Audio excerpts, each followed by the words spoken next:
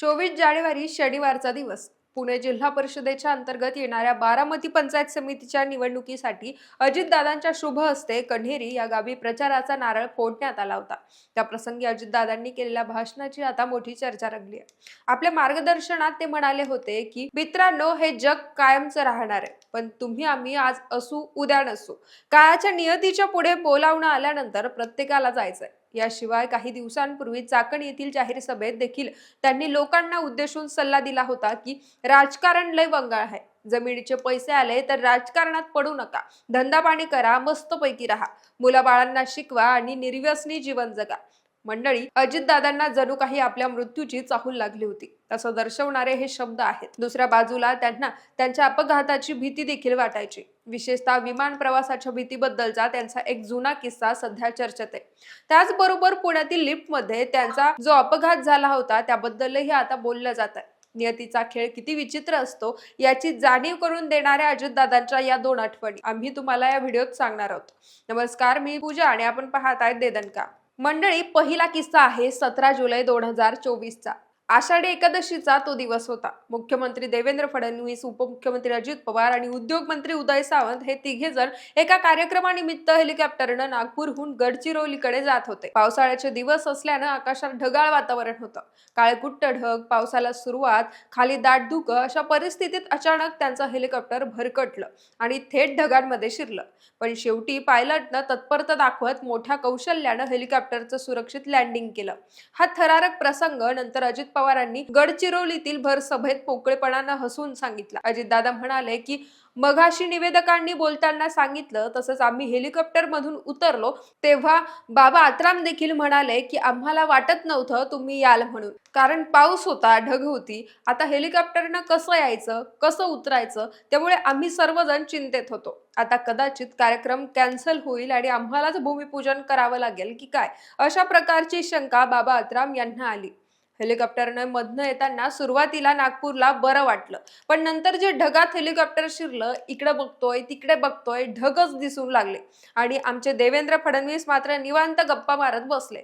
त्यांना म्हटलं, अहो बघा जरा बाहेर, काही दिसत नाहीये, कुठे झाडं दिसेना, जमीन दिसेना, आपण ढगात चाललोय, कुठे चाललोय, काय चाललोय हे। त्यावर ते म्हणाले, काही काळजी करू नका, माझ्या आतापर्यंत 6 ऍक्सिडेंट झालेत आणि मी जेव्हा हेलिकॉप्टर आणि विमानात असतो त्यावेळी ऍक्सिडेंट झाला तरी मला काहीही होत नाही, त्यामुळे तुम्हाला पण काहीही होणार नाही। त्यावर मी म्हणलं, अरे बाबा, आता हे काय सांगतोय, एकतर पोटात गोळा आलाय, आज आषाढी एकादशी, सारखं पांडुरंगा पांडुरंगा नाव घेत होतो मनात, आणि या महाराजांचे आम्हाला उपदेश चाललेले होते की काही काळजी करू नका, पण खरोखरच येईपर्यंत ते खूप निवांत होते।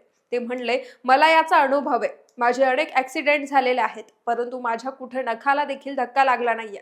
तर अशा पद्धतीनं बापजादांच्या पुण्याईमुळे महाराज इथपर्यंत पोहोचलेले। त्यांची पुण्याई निश्चितपणे यावेळी उपयोगी पडलेली आहे। परंतु मित्रांनो, खरोखरीच सगळेजण जरा धाकधुकच करत होते। माझ्या उजव्या बाजूला उदय सामंत बसलेले होते। ते म्हणाले, दादा जमीन दिसायला लागली, खाली बघा खाली।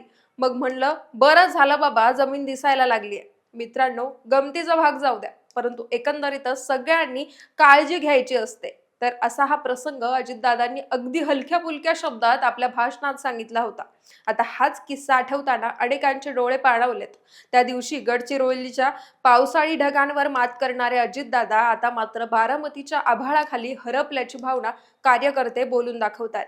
मंडळी, काळजाला चटका लावून जाणारी अजितदादांची अशीच एक दुसरी आठवण म्हणजे जानेवारी 2023 मध्ये पुण्यात लिफ्टमध्ये त्यांचा अपघात झाला होता। लिफ्ट 4थ्या मजल्यावरून थेट खाली कोसळली होती। यात अजितदादांसह इतर काही जण थोडक्यात वाचले होते। त्यानंतर या अपघाताचा अनुभव अजितदादांनी आपल्या विनोदी शैलीमधून एका सभेत सांगितला होता।